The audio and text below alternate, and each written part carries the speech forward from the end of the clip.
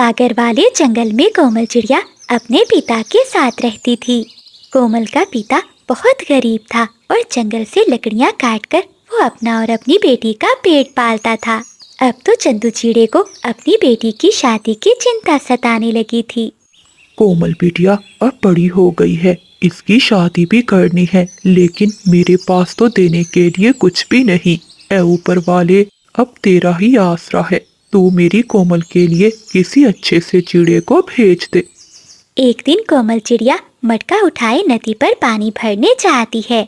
तभी दूसरे जंगल का एक अमीर चिड़ा वहाँ से गुजरता है। बहुत प्यास लगी है, थोड़ा पानी पीकर फिर आगे का सफर शुरू करता हूँ। ऐसा सोचते हुए बंटी चिड़ा नदी के पास जाता है, जहाँ उसकी नजर कोमल चिड़िया पर जाती है। अरे वाह, कितनी सुंदर चिड़िया है। बस मैंने सोच लिया है, शादी करूँगा तो इसी चिड़िया से करूँगा। कुछ दिनों बाद बंटी चिड़ा बिजली कवि को साथ लेकर कोमल चिड़िया का रिश्ता मांगने आता है। देखिए भाई साहब, आपकी बेटी के लिए ये रिश्ता बहुत अच्छा है। बंटी चिड़ा दूसरे जंगल का अमीर चिड़ा है। एक बार तुम अपनी बिटिया की शादी कर दो, देखना राज करेगी राज। बंटी चिड़ा रिश्ते के लिए मान जाता है। कुछ दिनों बाद कोमल चिड़िया की शादी बंटी चिड़े से हो जाती है। बंटी, अब मुझे सोने के कंगन दो, तुम्हारे कहने पर मैंने तुम्हारी शादी कोमल चिड़िया से करवा दी। हाँ हाँ कवि बहन, ये लो सोने के कंगन, तुम्हारी वजह से ही मुझे इतनी सुंदर पत्नी मिली है। फिर बंटी चिड़ा अपनी पत्नी को लेकर दूसरे जंगल अपने घर जाता है, जहाँ बंटी चिड़े की माँ और उसकी भाभी कोमल को देखकर बहुत गुस्से में आ जाती हैं। लेकिन सावित्री अपने बेटे के लिए चुप कर जाती है। ठीक है माँ जी, गरीब देवरानी आई है, अभी से घर का सारा काम करवाया जा सकता है। कोमल चिड़िया उस घर में आ तो गई थी, लेकिन हर समय उसकी सास उस पर बहुत गुस्सा करती थी। न जाने किन गरीब पक्षियों के घर से मेरा बेटा तुझे ब्याह कर ले आया है। ना ही दहेज दिया और ना ही कभी कुछ भेजते हैं। देख अपनी बड़ी जेठानी को, उसके मायके से हर रोज नए नए गिफ्ट आते रहते हैं। माँ जी, मेरे पिता के पास मुझे देने के लिए कुछ भी नहीं था, इसलिए वो मुझे कुछ भेज नहीं सकते।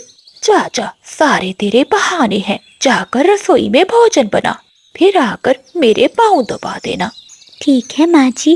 काम छोटा हो या बड़ा, हर काम कोमल चिड़िया को ही करना पड़ता था।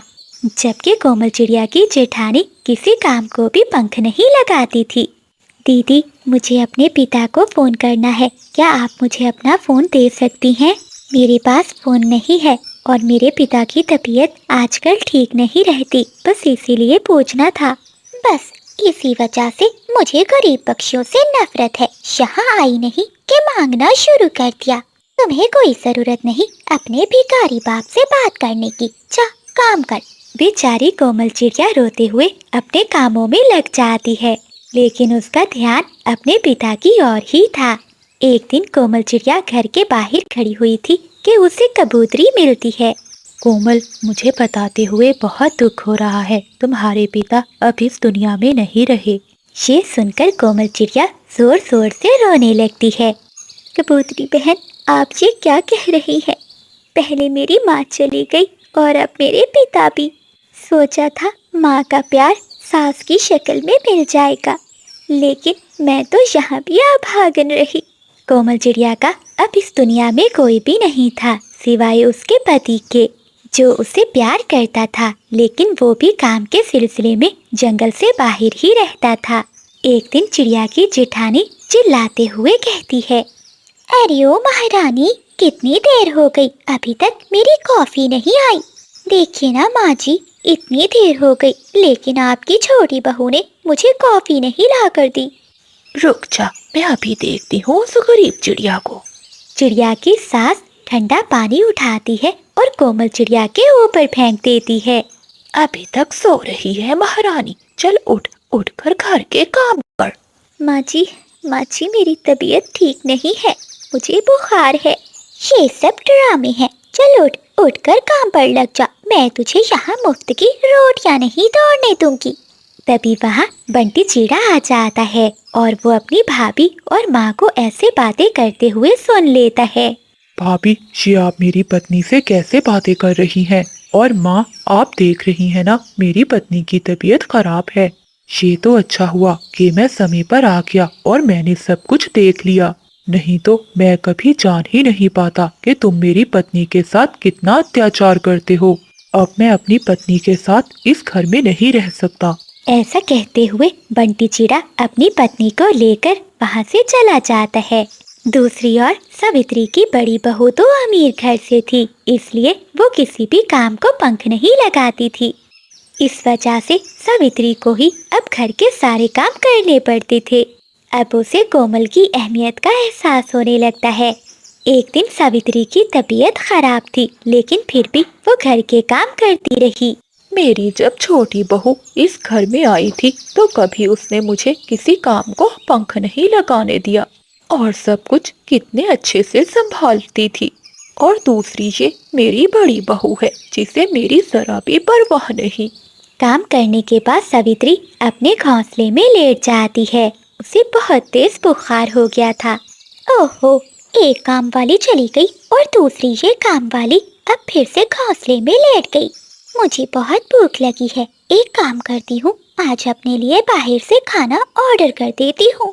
पारो चिड़िया अपने लिए खाना बाहर से ऑर्डर करती है और अकेले बैठकर खाने लगती है। तभी कोमल चिड़िया और उसका पति वहाँ आते हैं। देखिए ना बंटी जी, माँ की तबीयत बहुत खराब है, आप जल्दी से बुलबुल डॉक्टर को फोन कीजिए। तभी बंटी चिड़ा जाता है और बुलबुल डॉक्टर को लेकर आता है। बुलबुल सावित्री का चेकअप करती है और उसे दवा देती है। उस दिन कोमल चिड़िया अपनी सास के पास ही रहती है। वो अपनी सास के लिए खिचड़ी बनाती है और समय समय पर दवा भी देती। शाम काफी हो गई है, इतनी देर तक तो मेरी मम्मा कभी घर से बाहर नहीं रही। मम्मा तो कहती है कि शाम होने से पहले घर लौट आना चाहिए। आप सब मुझे क्यों नहीं बता रहे कि मेरी मम्मा कहाँ है? वो ठीक तो है ना? तोते अंकल, आप तो साथ गए थे मेरी मम्मा के, आप ही बता दीजिए कि मेरी मम्मा कहाँ है। मेरा ख्याल है तोते कि हमें मीना चिड़िया को सब सच सच बता देना चाहिए कि उसकी माँ अब इस दुनिया में नहीं रही। वो बच्ची है, शायद बर्दाश्त न कर पाए। उसे अभी यही बताते हैं कि उसकी मम्मा रास्ता भूल गई होगी, सुबह वापस आ जाएगी। लेकिन तोते यार, कल क्या बनेगा इसे पता तो चल ही जाएगा। लेकिन बादल, कल बताना ही बेहतर है। मीना बेटी, हम सब दूसरे जंगल दाने की खोज में गए थे। वापसी पर तेज आंधी शुरू हो गई और वापसी पर तुम्हारी मम्मा रास्ता भूल गई। हम में से किसी को भी पता नहीं चला। तुम परेशान न होना, वो कल लौट आएंगी। तुम्हारे पास खाने को दाना है? अगर नहीं है तो मैं दे जाता हूँ। नहीं तोते अंकल, मुझे कुछ भी नहीं खाना, मुझे तो बस अपनी मम्मा के पास जाना है। बादल कव्वा और चीकू तोता छोटी मीना को ये नहीं बता रहे थे कि उसकी मम्मा को एक जालिम चील ने खा लिया है। कव्वे यार, आज की रात तुम मीना को अपने घोंसले में ले जाओ, ये अकेले में डरेगी। तुम्हें तो पता है कि मेरा घोंसला कितना छोटा है और मेरे 2 बच्चे भी हैं। हम तो खुद बहुत मुश्किल से गुजारा करते हैं। तुम ले जाओ, तुम्हारा तो घोंसला मेरे घोंसले से बड़ा है।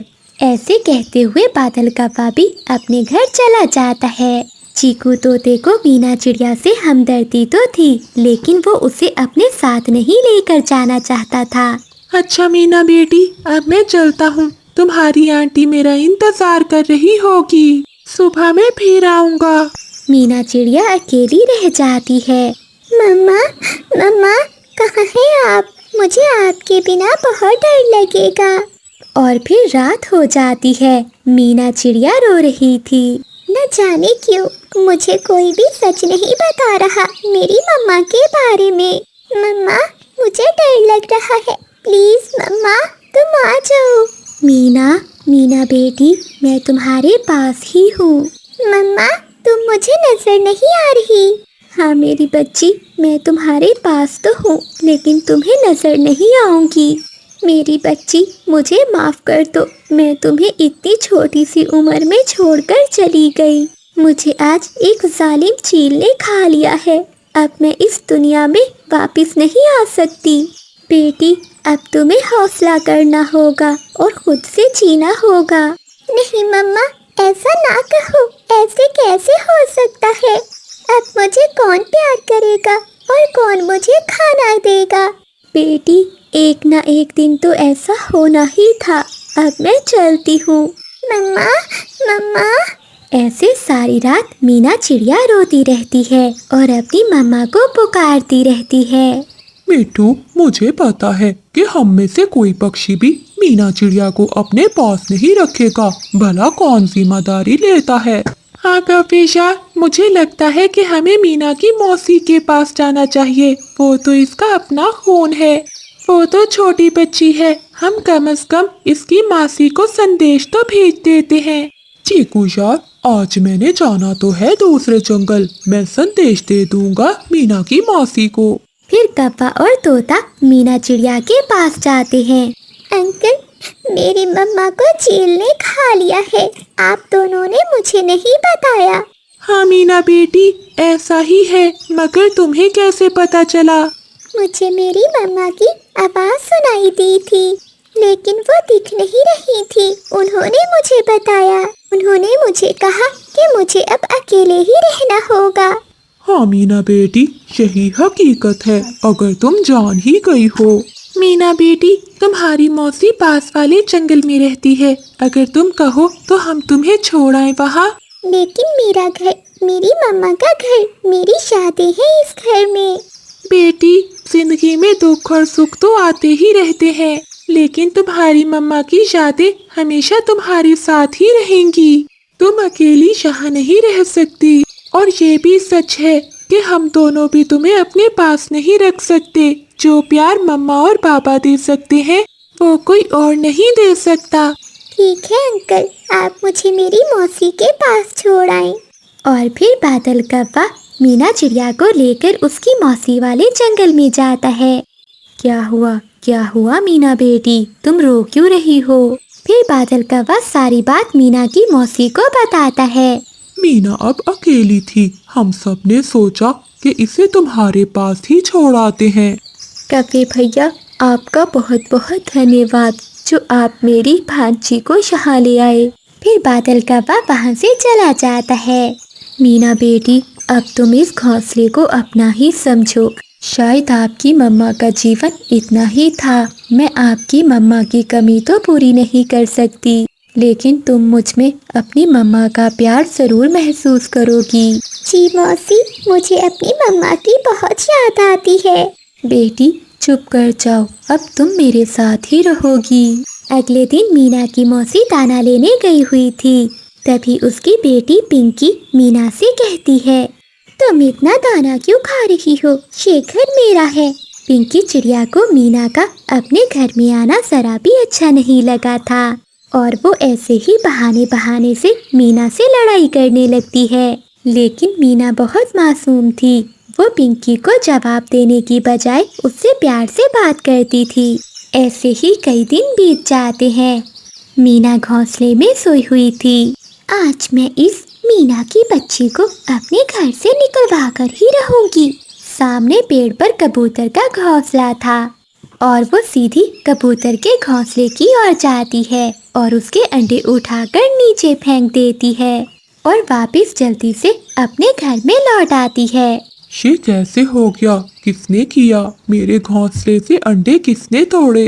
कबूतर शोर मचाने लगता है। तभी सभी पक्षी वहाँ आते हैं। ये सब मीना ने किया है जब मम्मा दाना लेने गई हुई थी। क्या किया है मीना ने?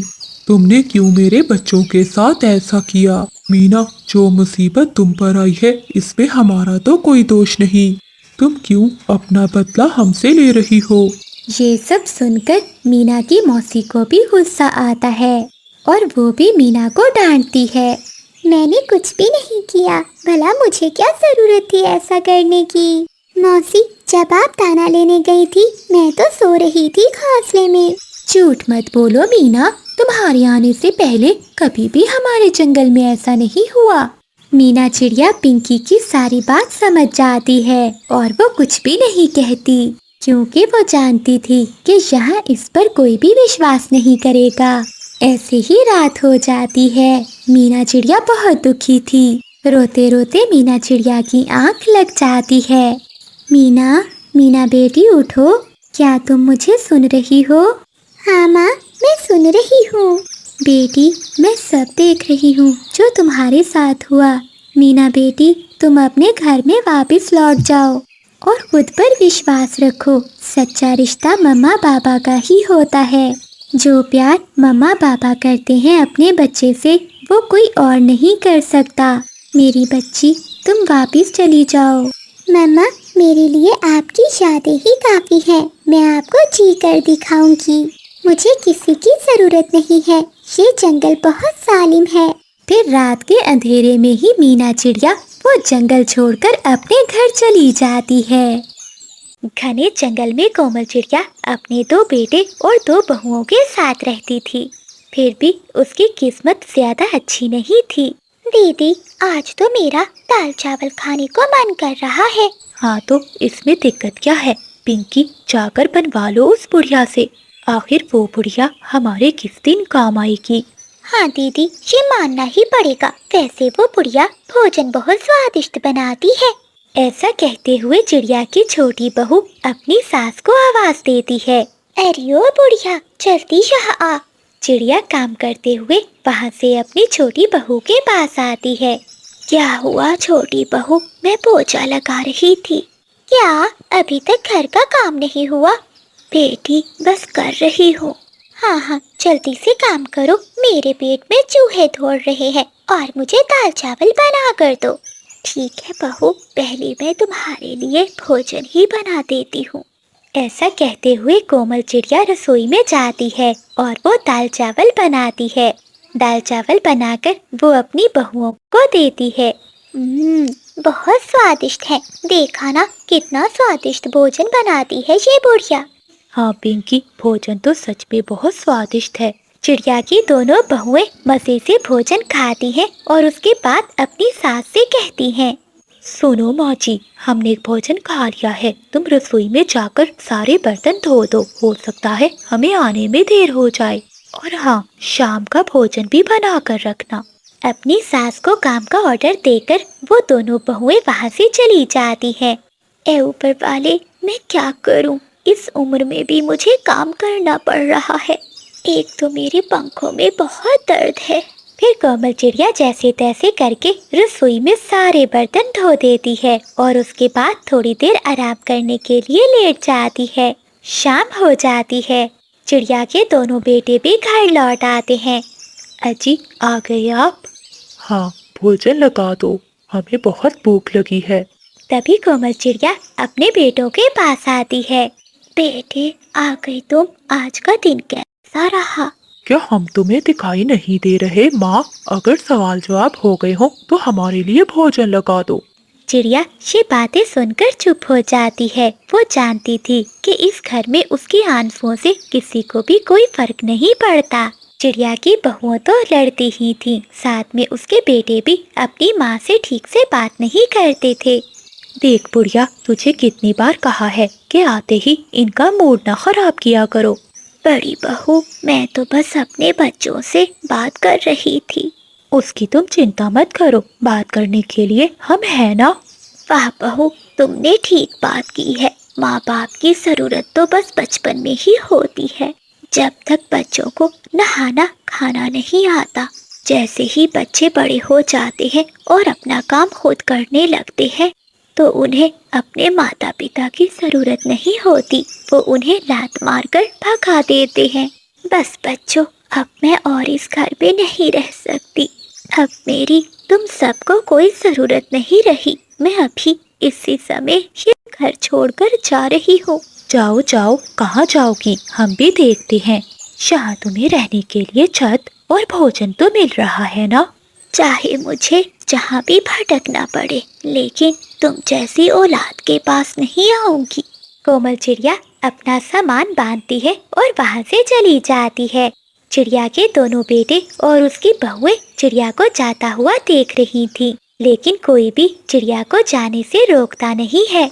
चिड़िया भूखी प्यासी जंगल में अकेली भटक रही थी। एक दिन उसे अपनी पुरानी सहेली बिजली का भी मिलती है। अरे कोमल, ये तुमने अपना क्या हाल बना रखा है?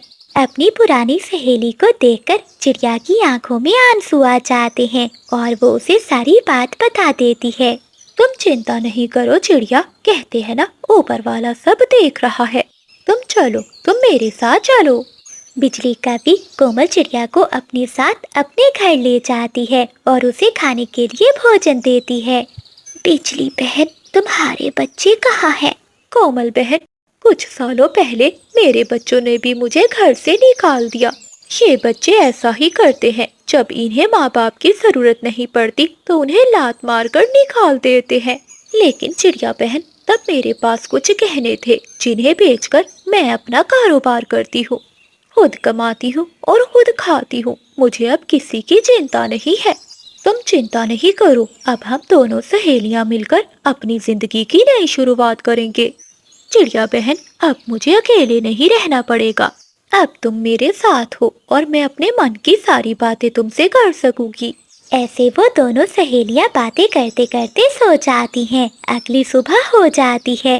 बिजली, मैं क्या कह रही थी कि मैं भी कोई तुम्हारे साथ काम शुरू करूं। ऐसे तुम्हारी मदद भी हो जाएगी और हम दोनों को सहारा भी मिल जाएगा। हाँ हाँ चिड़िया, क्यों नहीं। क्या तुम भी पकोड़े बनाकर बेचोगी?